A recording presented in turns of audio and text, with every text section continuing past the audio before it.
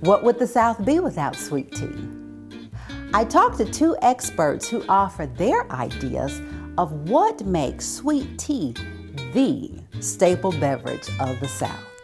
Patricia Wallwork's grandfather, Milo Carlton, was the founder of Milo's Hamburgers.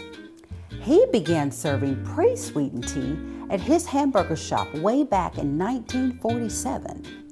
Tricia's family still owns Milo's Tea Company in Birmingham, Alabama. She knows a thing or two about sweet tea.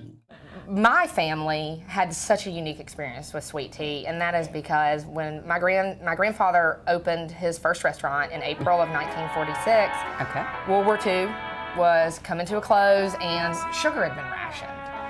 And it was not an option to really serve sodas. They were not as readily available because they couldn't get sugar. So he opened his restaurants and served sweet tea, and of course back then everybody had the cup of sugar on the table. Yes. And you know what happens when you put sugar in a glass of cold tea? It doesn't mix, it all falls down to the bottom. Right. So you waste so much sugar at the bottom of your cup. Well, my grandfather was very frustrated with that because they had to also make pies. Pies, as we said, have to be in the South. They're a large component of your meal. Yes. So he had the revolutionary idea at the time to begin pre-sweetening the tea. Because as you know, after you brew the tea, when it's still warm, the sugar will melt and you can use much less sugar and have a more consistent sweet flavor. What is your favorite memory of growing up in the South and having that sweet tea as a beverage? Well, you always think of grandmother.